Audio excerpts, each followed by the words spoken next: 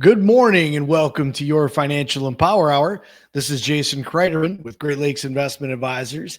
Happy Monday, and here I am with my good friend, Mr. Tony Shore, as my co-host. Tony, how's everything going over in the great state of Minnesota, buddy? Well, Jason, it's been good. I'm laughing because my wife is out of town on business for Uh-oh. 10 days. So how are And you going to eat? Because and my there's kids no are way, Tony, grown. you make all the food, do all the laundry. How are you going to survive with the wife being Well, gone for that 10 days? that's the question. That was kind of her concern too before she left. There's a lot of lists taped up on cupboards and around the I bet house there and is. I notes. bet there is. Notes. Don't forget, all these reminders, stickies. But yeah, her work. She's going to right now. She's in Nairobi, Kenya, Africa. Oh, Then, really? yeah, and while she's there, she gets to do some fun things. I mean, she visits the embassy. She meets with some leaders there because have a nursing program or they're training people to be nurses to help them out. And she works with a medical care company here.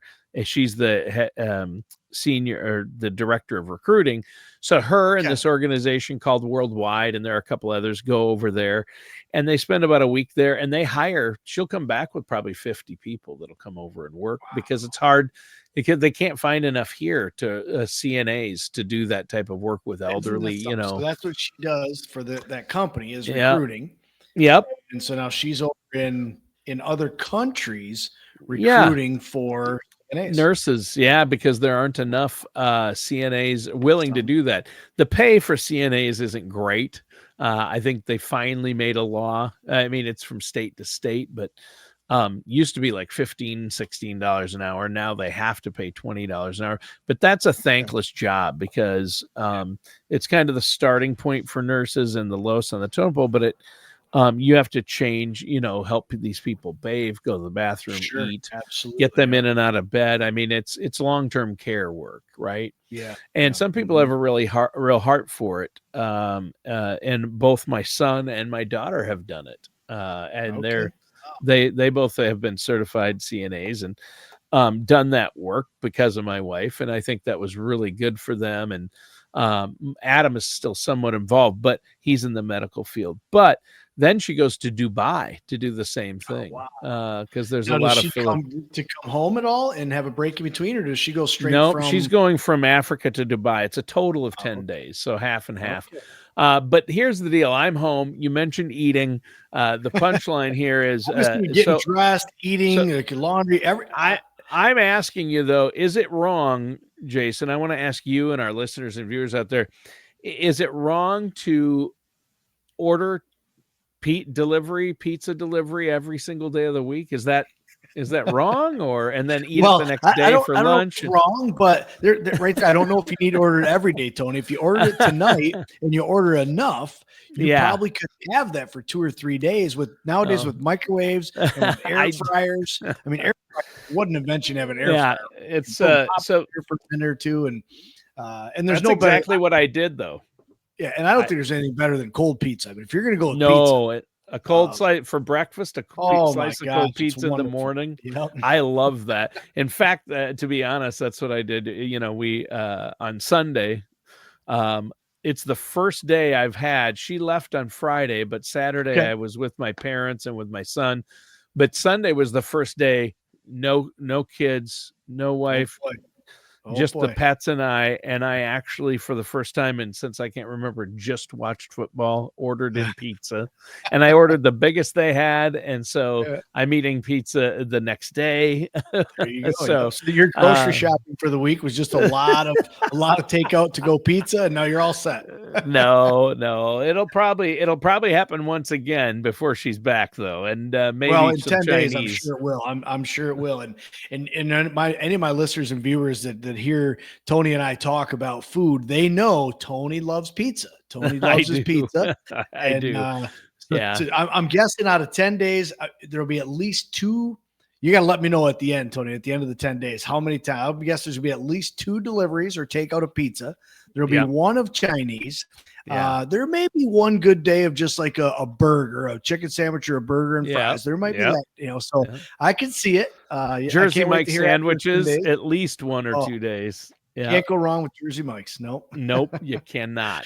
So you got There's 10 days as a bachelor. No, the I'm kids batching obviously it. are already gone, but now with Yep, the I'm wife gone, it's batching it. just you and the pets. And all right, well, Yeah, I was viewers so and listeners, excited yesterday because I'm like, okay, I can have a day to myself. This is so great, right? The dog wanted to go outside every 15 minutes. And I'm like, I get settled in the couch and then he wants to go outside. And I'm like, I know you don't have to go to the bathroom again. He wants to chase squirrels in the backyard, Well, and he probably also knew that it's just you there with him. So he's like, hey, I got dad one-on-one all to myself. So let's play. Yeah, exactly. He was in full let's play mode. Yeah. And I'm thinking maybe when mom left, she probably had a little talk with him and said, hey, don't let dad lay around on Sunday and watch football all day, right? So make sure every 10, 15, 20 minutes, you're bugging dad, getting him up, go outside, run around the yard a couple times, come back in. Yeah, I'm sure she left him. Had a good little chat with the dog, and he's just doing his job, just keeping busy. So you and all our listeners can pray for me. I mean, the first couple of days are like, hey, this is great, I'm batching it, and then you're like, hey, this is not so good. When's she coming back, right? After a day or two, maybe. Batching it is great, but beyond that, it's not so much. It gets old pretty quick, and yeah, but we're going to talk about the government shutdown and its impact on our talk about something we don't want to get too old, right? I mean, you said government shutdown. We don't want that to get too old. No, it's not a new thing. I mean, we think about that again, though. Government shutdown is not a new thing either. So, we'll talk about that quite a bit on the show today. Yeah. But how have you been? We talked about me. What have you been doing? I mean, your Lions won, my Vikings won. That's good. Yeah, I mean, we look at both of our NFL teams. What a great weekend. Vikings definitely played a heck of a lot better than they did 2 weeks ago. Got you guys a nice victory. The Lions, they look really good right now, as you and I were talking. Goff looks wonderful. The running backs are great. Defense is looking solid. Staying healthy, right? I mean, as you mentioned, like Goff needs to stay healthy. Just everything's clicking right. Everything's coming together for the Lions. Now, when we talk about my Spartans, well, things aren't looking so good. Michigan now, State. as we record this on Monday, we just we went down to Nebraska this past Saturday, and first quarter, second quarter, everything looked good. Halftime, we're tied up. We actually come out in the third quarter where we got the lead. We're ahead in the game, but we just had too many mistakes. We threw a couple interceptions, a block the turnovers punt for a killed touchdown. you. Yep, block punt for a touchdown. Then we went to call for a fair catch, and two guys bumped into each other. Nebraska got the ball, went down and scored. So it's just Cornhuskers, they husked you. I mean, that's and they're no joke. I mean, they are no joke, especially playing in their stadium. They're pretty good this year.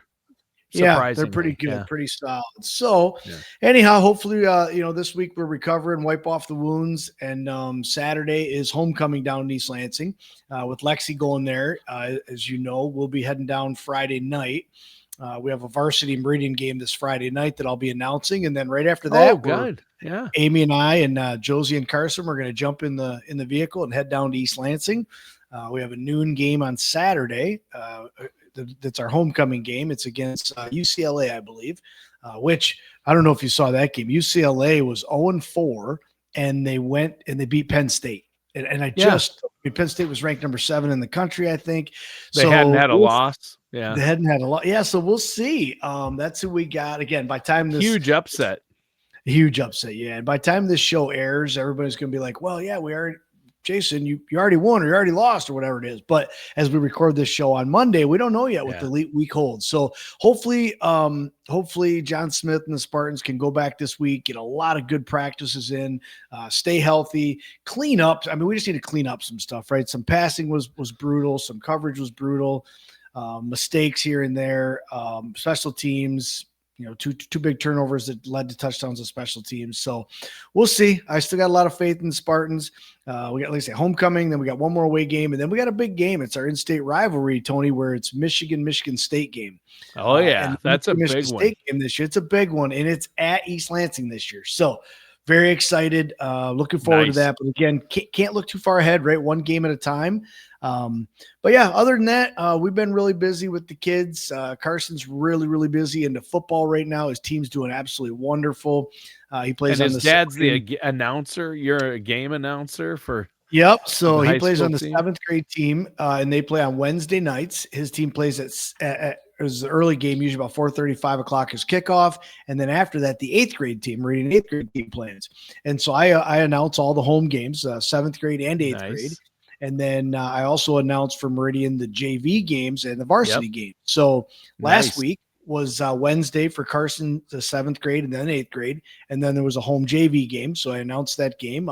Last Friday was away. This week, though, is going to be a home game. So I'll have Wednesday night for 7th grade and then 8th grade. Thursday night I'll have off. And then Friday night I'll be up in the booth again at Meridian for the Mustang varsity game on Friday night. Come down out of the booth, jump in the truck, drive down to East Lansing, check into the hotel, wake up Saturday morning. We'll be in the tailgate lot probably by about 8:30 Saturday morning. Game starts at noon, early game, so you got to get there and who are they playing again? So they have UCLA coming to town. Yeah, the big upset team. Yeah. After that upset, after the way we played and the way UCLA played, it's like, oh boy, let's hopefully we can tighten things up this week and make come in some and have adjustments. Yeah. Yep. And it's homecoming. It's homecoming at Michigan State. So it's a big one. It's a big one. So we'll see, but that's what we go on. Josie's been really busy with, she's in the marching band at Meridian as well as a cheerleader. So she kind of pulls double roles there when she has cheer practice in the same night and then band practice after that. And so at the varsity games, and she's out, she's cheering on the field, plus she's in the band, and it's a lot. It's busy, it's fun, but that's kind of what Amy and I do is we chase the kids around. As most of you know, Lexi went off to Michigan State this fall, so that's awesome, but we don't see her as much. We lost our driver because she was one of our drivers that helped take the other kids around, and now she's off at school. So Mom and I got a lot more windshield time driving the other two around. So, but other than that, no, it's been, we stay really busy, as you know, but things have been really good, Tony. Yeah, they have, and that's good. Now on the side that for some isn't so good, the government shutdown. And so I think you've had a lot of questions from listeners and people you work with. What is this government shutdown going to impact my wallet, or how's it going to affect the market or finances? And I think, we want to start with understanding the shutdown and the immediate human impact. Maybe I know you want to focus on some of the immediate effects. So where should we begin? Yeah, so I think it's important that we understand, we'll get deep into the show after this first break, but we're going to talk, kind of high level about what shutdowns are. What does it mean? What is it? Yeah. Some of the goods and bads, there's pros and cons involved here. And then more of the long-term, like what could happen if this is a long-term shutdown? And then what does it mean to maybe the stock market and portfolios and investments? Because there's a lot of headlines out there about, this and that, and be careful what you listen to and where you get your resources. But let's jump into an awesome show today about this government shutdown. For sure. And first, we want to let our listeners know how they can get a hold of you if they have questions about what we're talking about, or want to get a second opinion on their finances, or get a financial and retirement plan in place. All they have to do is call 989-835-7203.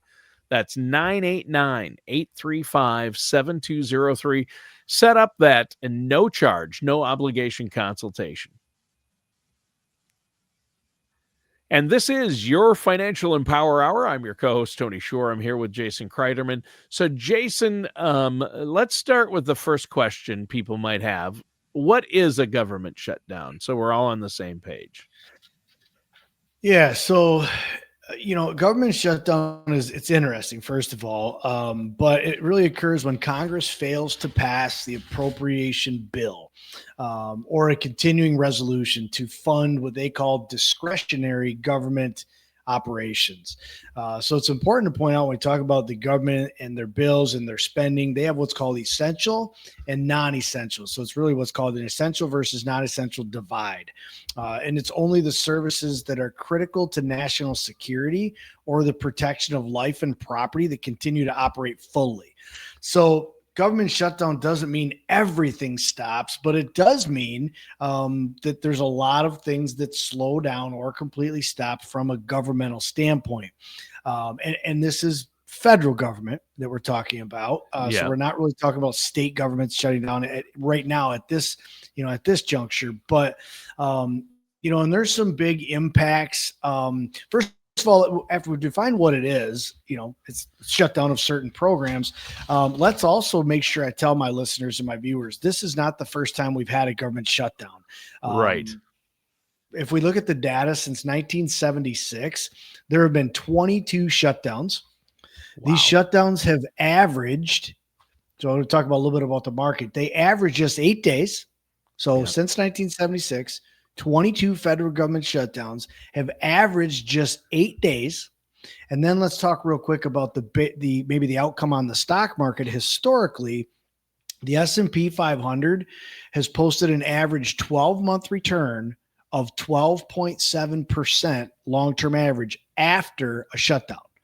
So I want to kind of throw that out there right at the beginning of the show, because a lot of people might be freaking and panicking out. Oh my gosh, the market's going to crash. We're going to lose all our money. And those are always anything's possible, right? Anything can happen. Sure. But if we look historically, this isn't the first shutdown. It's happened. The government has shut down 22 times since 1976.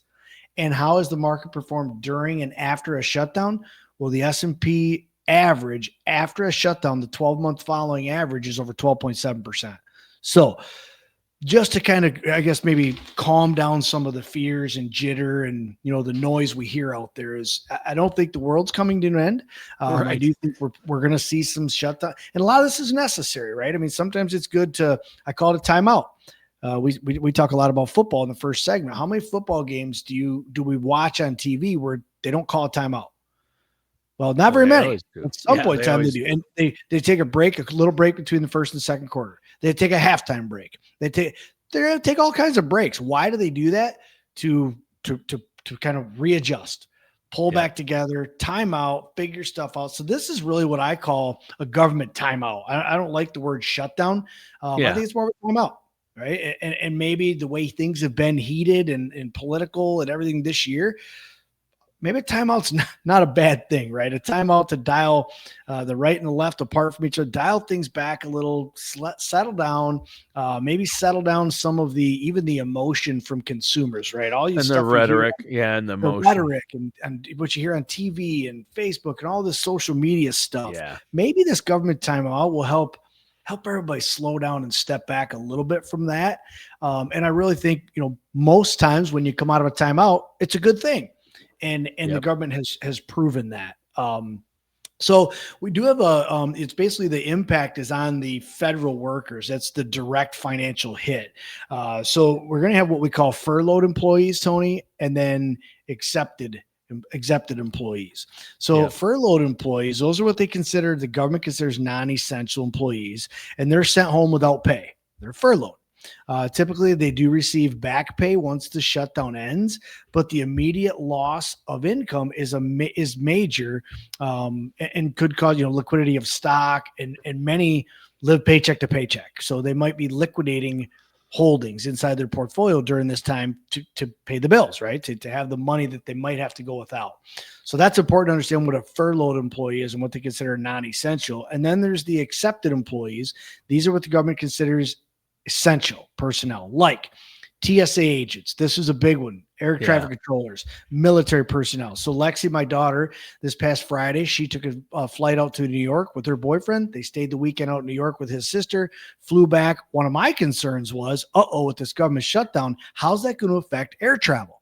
How's it going to affect the TSA and the airports? And it didn't. She said it was seamless, just like flights, just like airport experience, that she's couldn't tell any difference that the government was shut down. And those are really all government employees. Military personnel, that's a big one because we have a lot going on globally and especially right here in the U.S. There's a lot going on with our military, but they are required to work. They do not get paid until the shutdown ends. So that's a biggie. They're required to work, but they might not get paid until the shutdown ends. Now, a lot of times when the government comes out of shutdown or out of timeout and people get paid, a lot of times they get paid plus an increase or, make up for that pay. So we'll see what comes out of this timeout, this government shutdown. And then let's real quick talk about the impact on daily life and services.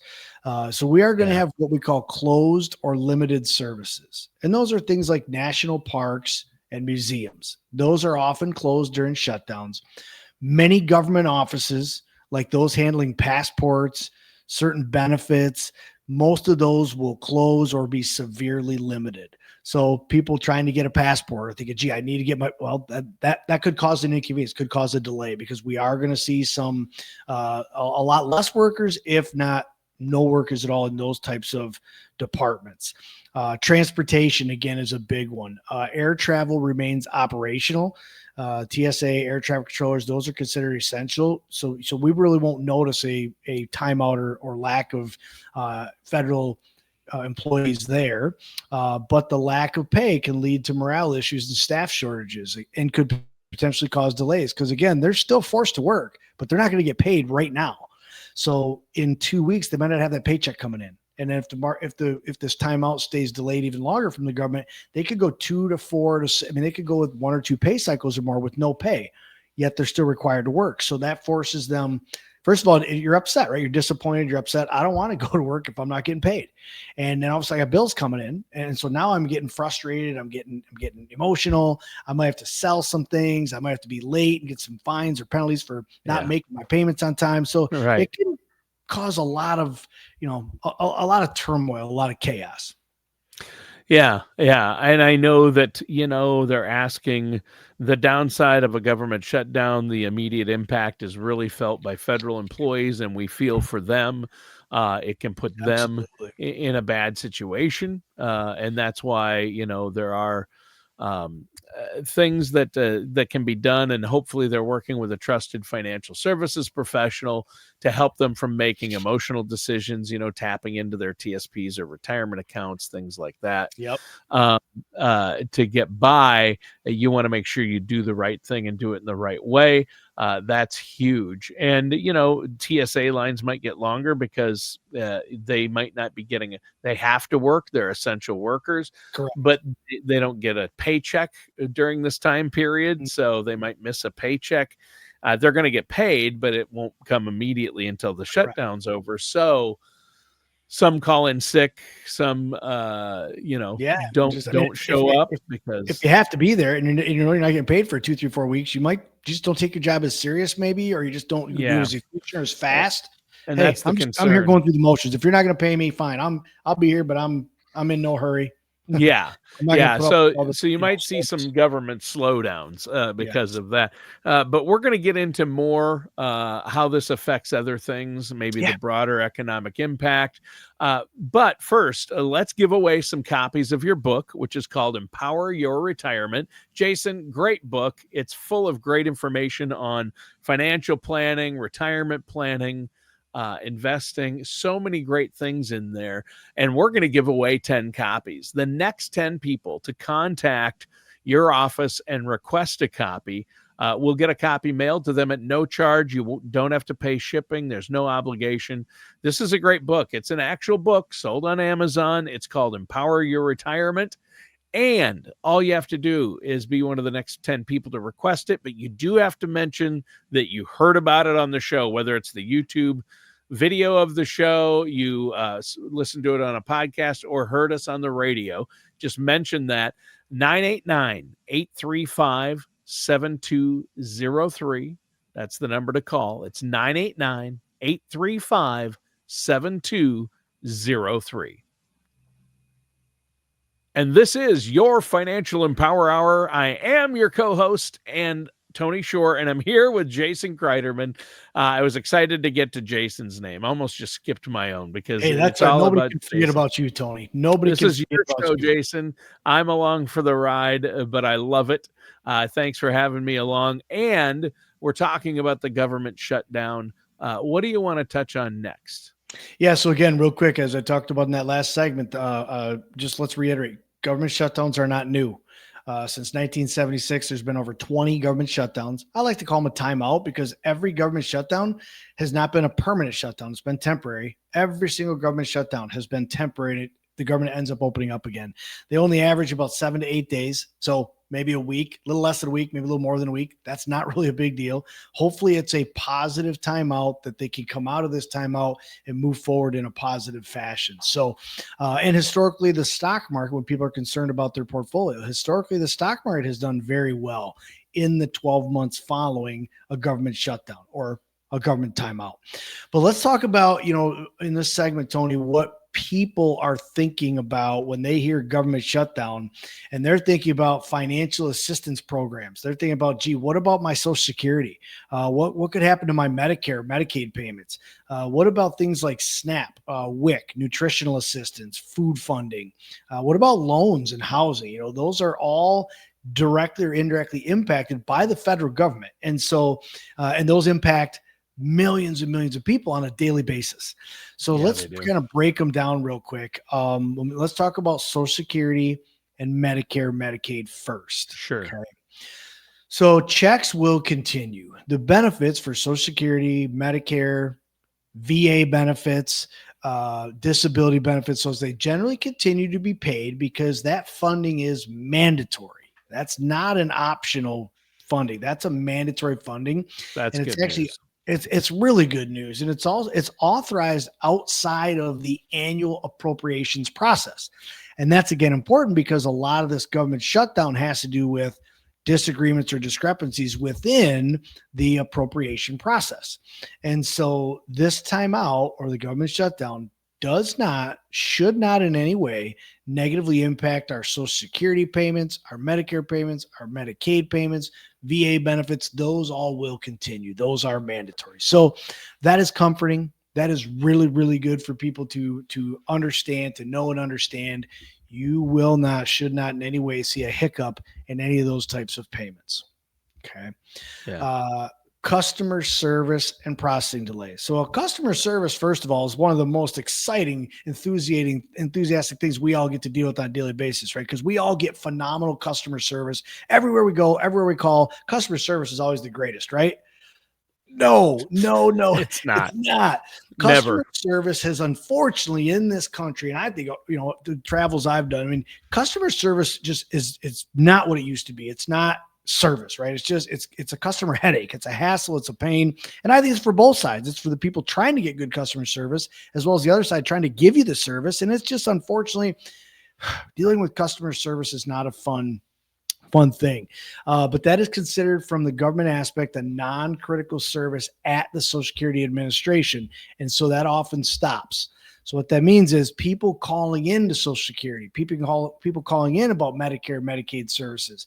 It often leads to massive delays in processing new claims, first of all, in benefits verification, in addressing over/under payments. So if there are issues that you're having or might come into during a government timeout or government shutdown, there could become the problem. Where customer service is only going to get worse. It's not going to be better during a government timeout. No, it's going to slow down. It's going to slow down. It could slow down. It could screech to a halt. You could, if you thought hold times were longer before, nobody answered the phone, took them a long time to get back with you, be patient. Those things are going to be worse. Those are going to be bigger problems or inconveniences simply during this shutdown. There's just no question about it. So what I can tell people is just know that and be prepared. If you know that, and you can be prepared, you can prep yourself physically, mentally, emotionally before you have to deal with it. Breathe, just knowing it's going to be a headache. It's going to take longer. It's going to be more of a hassle. It shouldn't be that way. We know it, but it's only a timeout. And as long as we can all come under a better understanding of, well, we might have to deal with this a little worse or a little longer than I thought it would, it's going to be okay. We just prepare yourselves, because you are going to expect delays and more headaches and hassles in that servicing aspect. Real quick on the nutrition assistance, there's something called initial funding and then long-term risk with funding. And that has to do with like SNAP and WIC, which are financial benefit programs. Benefits like SNAP and WIC might continue for a short period, but those funds, tend to run low. So generally it might last for about 30 days under the existing funds or at state funded level. So those are kind of approved in a 15 to 30 day advancement. So if these government shutdowns go longer than 20, 30 days or more, you then will see a cutback in WIC spending and SNAP spending and in funds being available. But for the short term, the 30 days, we shouldn't see any hiccups, any issues with that at all. The long-term risk, however, is a prolonged shutdown could deplete those reserves, putting the benefits of millions of recipients and families at risk if it is a long-term shutdown. Yeah. And that's really important to understand. And it would put a lot of people at risk. Government shutdowns aren't a good thing. There are aspects. I like how you look as the glass is half full. It is a chance to reset. Maybe it'll give with all the tension. Hopefully it'll help some people reset and reevaluate, and maybe the outcome will be better than it was before. However, in the meantime, it sounds like some people are going to have to pay the price, and there is some downside as well. And we've got a lot more to talk about here, but I want to remind people we're giving away 10 more copies of your book, Jason. I hope you don't mind. We're going to keep giving away. Not at all. Empower Your Retirement. It's talking about financial planning, getting a retirement income plan in place. All you have to do, we'll send you one, no cost, no charge. You can also set up a no charge, no obligation consultation with Jason and his team to talk about your finances, get a plan in place. That's important. Call 989-835-7203. That's 989-835-7203. If you want to see the website, there's a lot of resources there as well. Go to GreatLakesInvestmentAdvisors.com. And now back to your Financial Empower Hour. Jason, today we're talking about the government shutdown and its impact on us and the economy and finances. Where do you want to go from here? Yeah, I really hope. I'm looking at when we're recording this, and we're recording it on Monday the 6th. And so by the time our listeners and viewers are actually taking all this in, Tony, it's at least Sunday the 12th or later. And so I'm really hoping at that point, people listen to the show and say, oh, the government's already back open again. That shutdown didn't last that long. It wasn't that big of a deal. We're back and up and running. Everything's good.